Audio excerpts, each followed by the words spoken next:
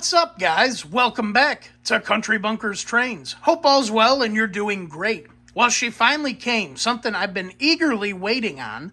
We finally got our new Lionel Scale Polar Express set. Check that out. I've been waiting on this thing to show up in its entirety for quite a while. Today, I figured we'd take a quick peek at it.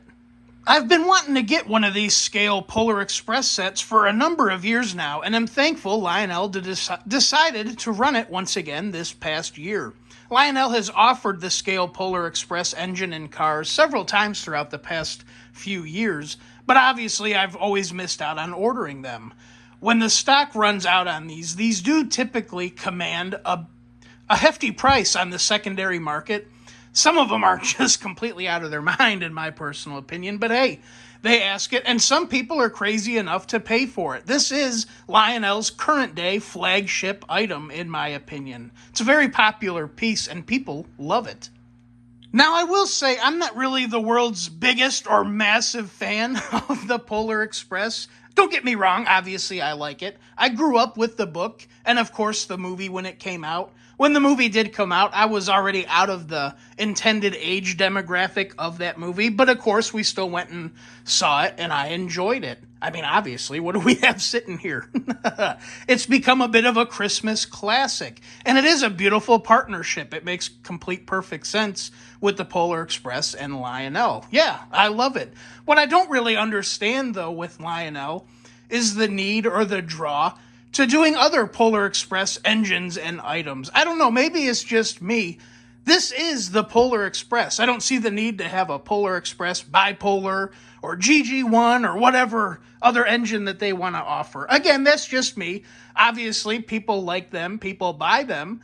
If they didn't, Lionel wouldn't continue to keep offering different Polar Express engines and items.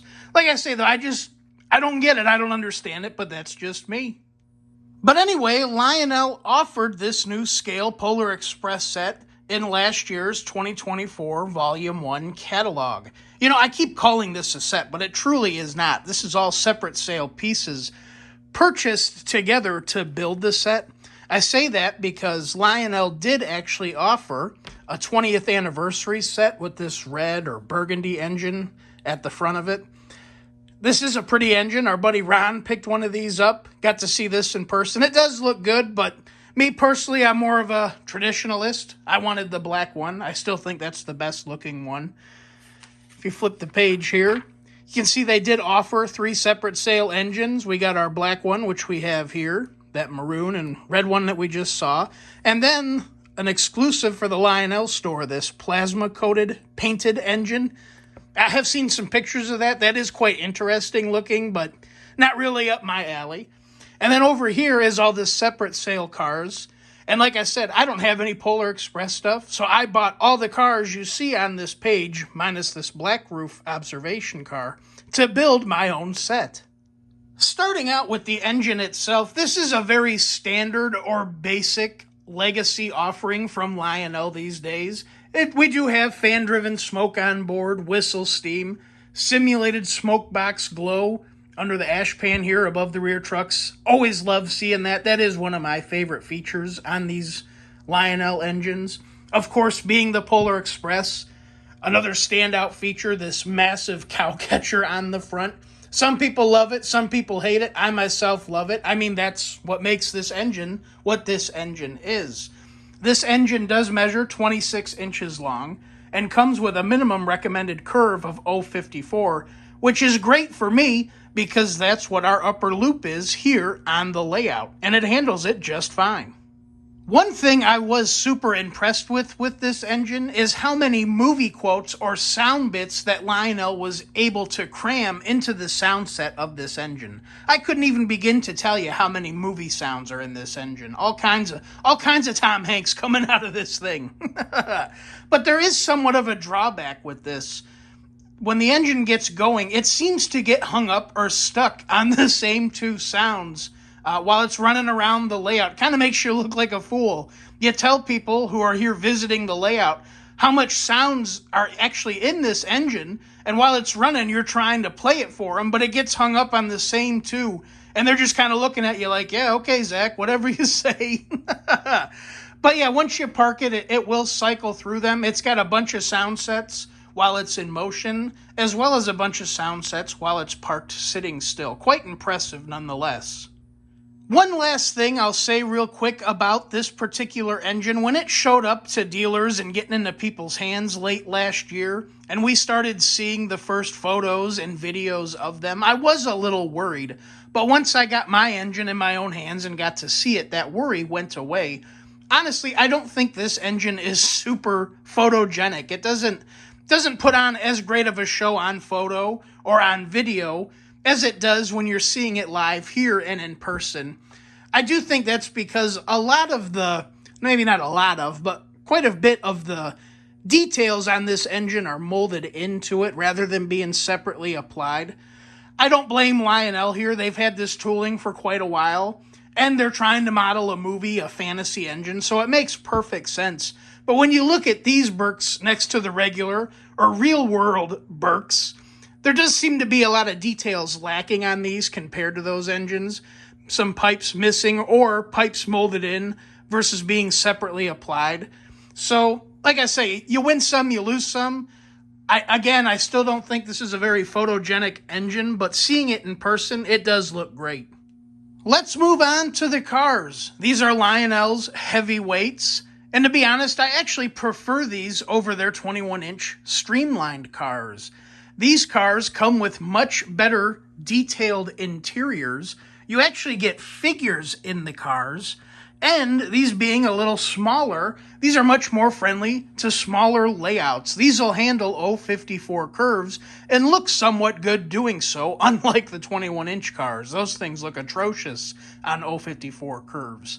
Now, I will say, if given the option when these were offered, I probably would have went with the normal or standard black top or black roof cars, not these snow simulated white top cars. Don't get me wrong, I still like these snow cars or snow top cars, but it is very easy to see or tell that it's just paint that's applied to them.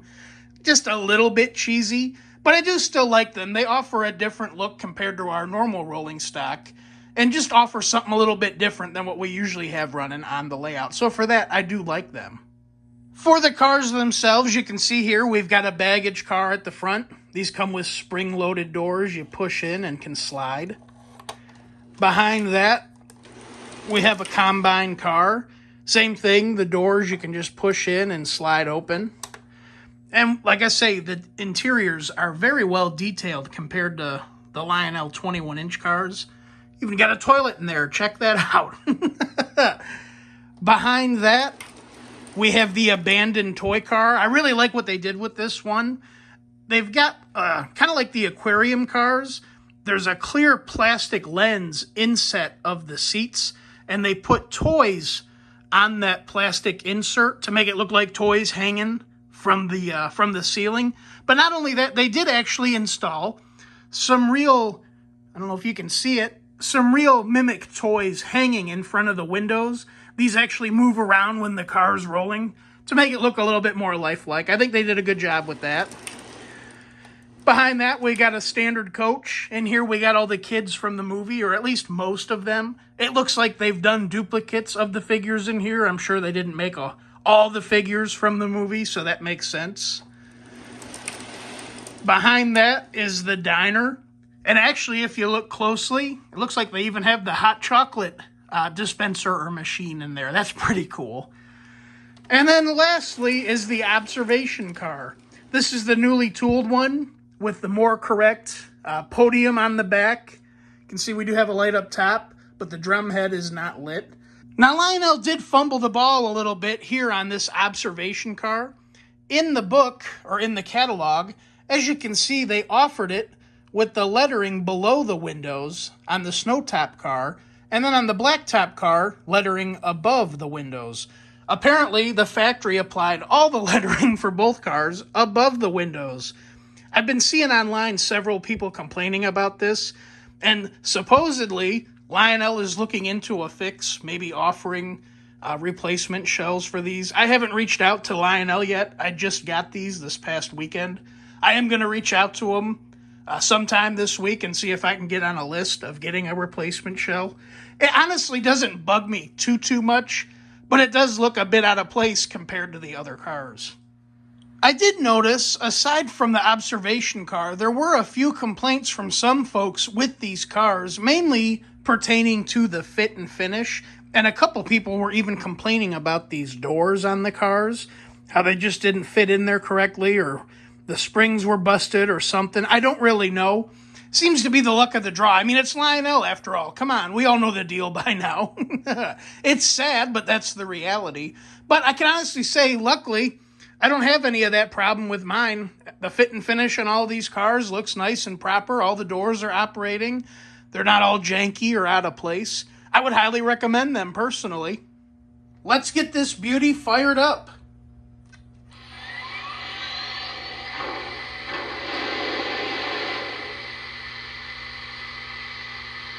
Now, I'm not going to bug you with all the different bells, but we can hear the 5 different whistles. I don't know why you would change the whistles from the first one, because this first one is definitely the Polar Express.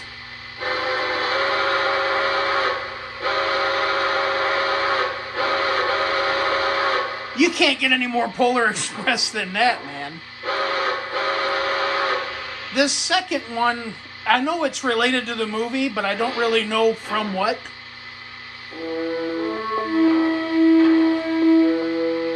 What is that, the Horns of Christmas or something?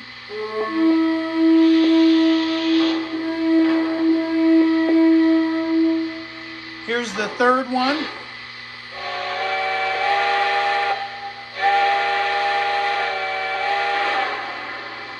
The fourth.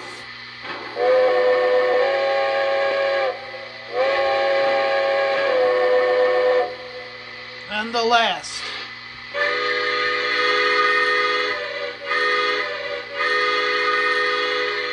Again, not bad, but I don't know why you would go to any of those when you have this.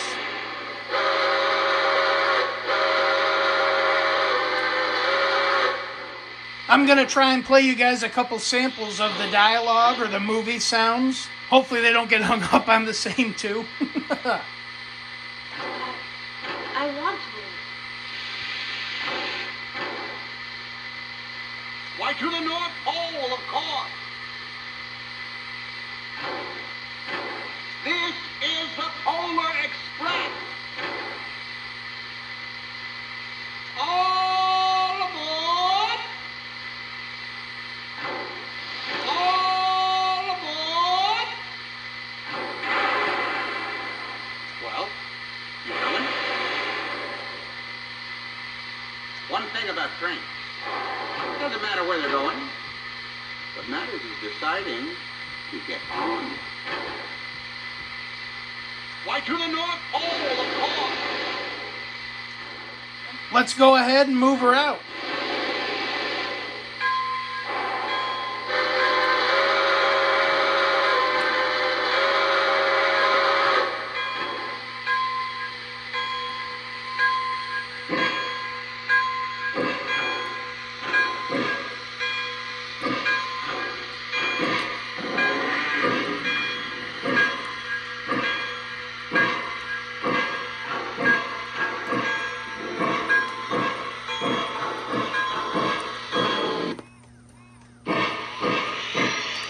Didn't like that track there.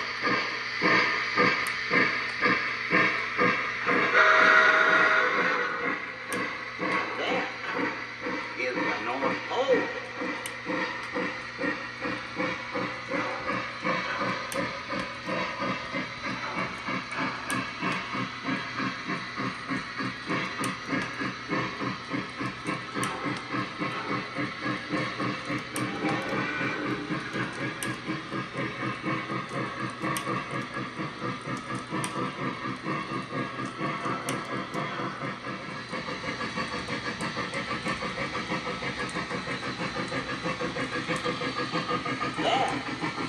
There is the North Pole.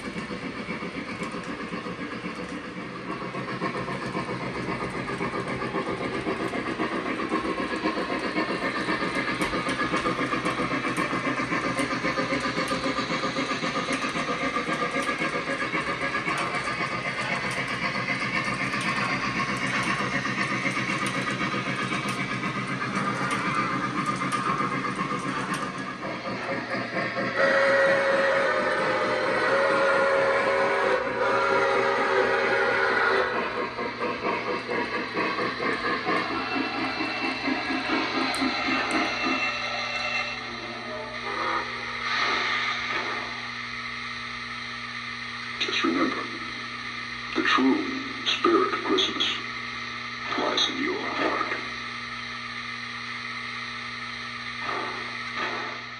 What do you guys think? That's one hell of a set, isn't it? If you are at all interested in the Polar Express, I would highly recommend pulling the trigger on one of these. You won't be disappointed. Definitely do it before the scalpers on the secondhand market get their hands on them, because by then, yeah, they're going to price these things into the oblivion. If it gets to that point and you do miss out on one of these currently, definitely wait until they come out again. Lionel's definitely going to re-release these once again. At least one, maybe if not several times. Just wait till it comes back out. Don't fall for the pricing of some of these guys on the secondhand market. But anyways, guys, I do hope you enjoy this video on the new Polar Express. As always, until next time, my name is Zach, and this is Country Bunkers Trains. Y'all take care. I'll see you the next go-round.